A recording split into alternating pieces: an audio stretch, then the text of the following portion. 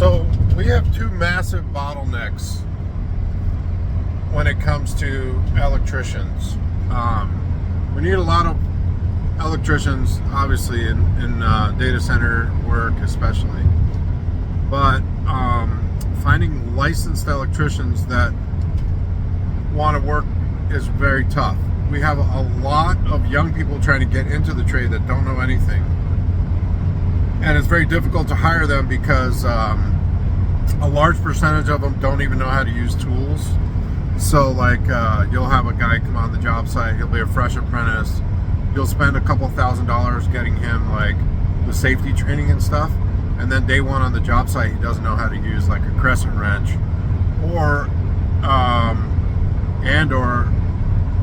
you know, sometimes even worse, he'll have an attitude about it, and then quit in a week after you've spent a bunch of money like getting him into the apprenticeship program.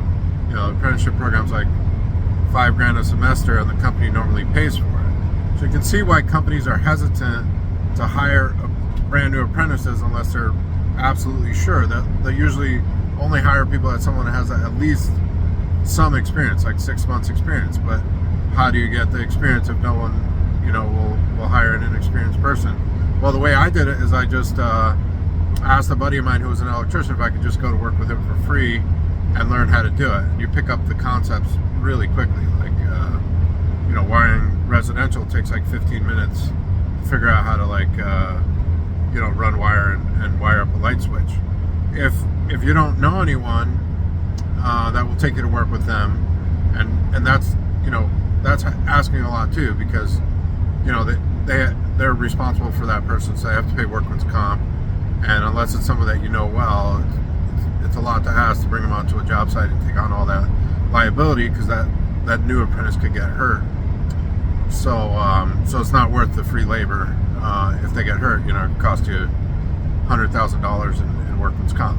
So one way around it is to, you know, there's really good videos that Electricians U, university videos by Dustin. Dustin has every single kind of wiring videos. You know, he like built a little framed wall in his garage, and he wires up like outlets and switches and stuff. Well, I always thought a really sharp way for a young apprentice to get into the trade would be just to do that in his garage and video himself doing it and put it on YouTube and or LinkedIn. All the hiring managers, all the recruiting managers, everyone's always on LinkedIn. Like recruiting people, I think, spend their whole day wasting it on LinkedIn, like posting stupid things. But if someone posted a video like that, like, hey, this is me wiring up a switch, I like know how to do it, I know how to work with tools, and I would be productive on the job site on day one on a residential job site. They would probably get a job pretty quickly.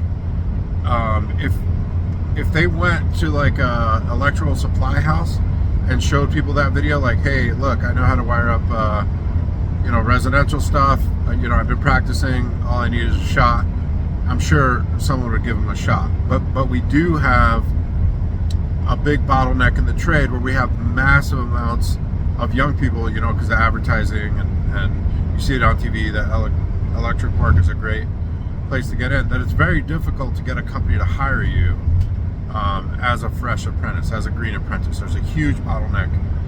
There's probably 3 or 4 times as many people that want to get into the trade that can actually have fresh apprentice slots.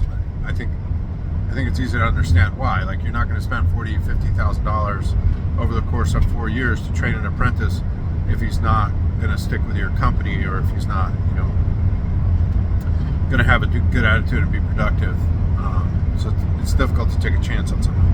The other big bottleneck that we have is after the apprentices finish this 4 years, a lot of them have a very difficult time passing the North Dakota state exam, especially. I mean, it's true nationwide, but it's especially true in North Dakota because North Dakota has a very, very difficult state exam.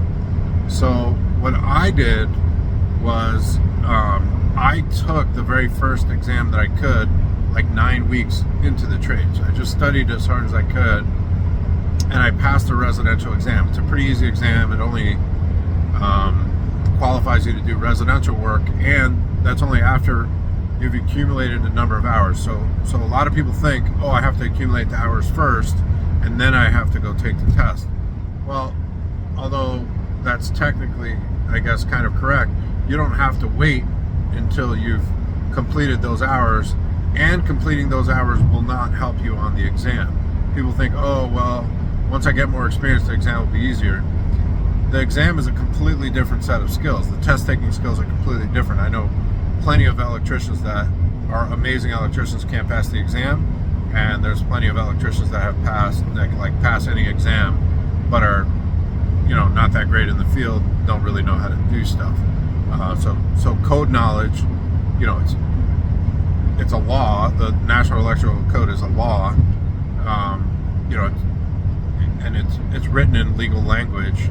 So, you know, figuring out how to answer questions based on this legal document is nothing like the work you would do on a job site where you actually have to, like, you know, wire stuff up. So I think that's easy to understand, how it's like two different skills. Going through an apprenticeship program also will not help you pass the exam. So if those two things won't help you, why would you wait on those two things when you could just take the exam, especially in Colorado and in states that don't require you to wait? So what I did, I was in Colorado, I took the residential wirements and passed it, and because I passed it, I got paid a lot more money, and they gave me more opportunities, and they actually taught me more. So I got selected for classes, for training and stuff. Then I didn't stop there. I took the journeyman's and master's exam after that in like my second year, and I passed both of those, even though, you know, you can't really get them until your fourth or fifth year. And that also helped me get a lot of opportunities and get hired in places. So if someone has decent test taking skills, I 100% recommend that they go and take any test they can. And the Colorado test you can actually take in any state, and it reciprocates to Colorado if you actually get your license. So you can take it in Bismarck any Monday or Tuesday, and you can take it an unlimited number of times. So I encourage people to just go take it, not study for it, just go take it and see what's on it, and then from their score report, kind of figure out where to go from there. But Electrician U also has a bunch of, and Mike Holt on YouTube also have like a bunch of like journeyman's test prep type videos that you can review. That's how I passed my exam. I did some studying. I actually didn't study at all. I took prep exams. I took like test prep exams, and I watched videos, and that's all I did, and I passed. So if someone wants to do one of those two things, like wire up some stuff on their own and then take the test, even just taking it will probably get you ahead of 90% of the applicants. If you tell someone like, hey, I've taken the journeyman's test, I didn't pass, but I got close, and I've wired a bunch of stuff up in my garage, and I really want to be an electrician, that would 100% get you hired in most places, whereas getting a 2-year degree would not. Community colleges, a lot of them teach like an electrician technology program or electro-engineering technology program, and that might be helpful getting like an instrumentation technician job or something, but we haven't had much luck with that program. So we tend to hire people with experience or not from that program. So I don't recommend people go to school first. Once you get a job as an electrician apprentice, they will pay for an apprenticeship, which is not a trade school.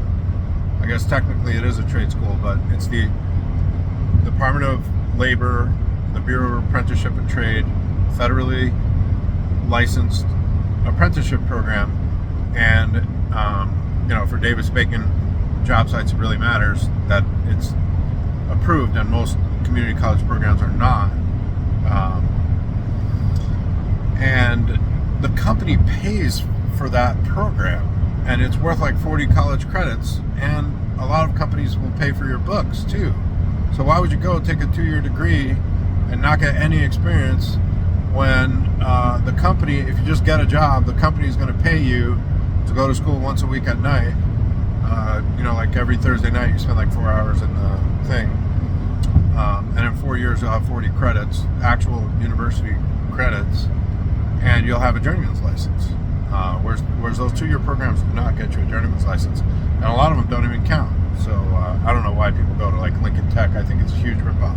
But anyway, if I was a young man, knowing what I know now, trying to get into the trade, I would wire up a bunch of stuff in my house. 3-way switch, 4-way switch, show that I knew how to do it.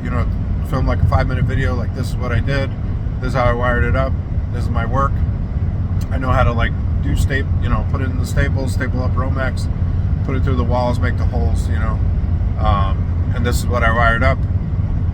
And I know how to do plugs, and I replace the breaker in my house, and this is what I did. And of course, turn off the main power first, and, use a flashlight, and don't kill yourself. Get yourself like a little multimeter and a voltage testing pen. Make sure that you don't work on anything live. The circuits that if I were wiring up a circuit like that, of course I'd wire it with wire that was not live. Just buy fresh wire and do it separate from the system. And then if you actually need those light switches there, you can always connect them. But anyway, that's what I would do. Now that LinkedIn is so popular, I would post like a video on LinkedIn. I bet you get hired right away. A really good place to network is electrical supply companies. You can go to pretty much any electrical supply company early in the morning. There'll be a bunch of electricians there getting their stuff. Strike up a conversation with them. Tell them, hey, I really want to get into the trade. You could ask the people at the counter, like, hey, who's really busy right now? Who's buying massive amounts of supplies? Half the time, journeymen are probably telling the people at the counter, hey, I can't find any apprentices to work. So, especially if you've done really hard work before, like if you've done landscaping or something and can prove, or moving, you work for like a moving company, and you can tell them like, hey, I'm in shape, I can work hard, and I'm ready to work right now. It would be really hard not to get hired. But in general, it is very hard to get hired as a fresh apprentice with no experience. And I think it's easy to understand why. Like if you're an electrical contractor, like I am, you're not going to take a chance on a kid who's like 18 and has never done any work before, might not know how to use the tools. You got to put thousands of dollars into training him, and then he might quit. And a lot of them do quit, or they come to work, high or drunk or something. So it's very difficult to be like, oh yeah, I'll just take anybody, unless you know the kid and you know his work. Then of course, you would take him and train him. But just a random kid walking in off the street, most people would not.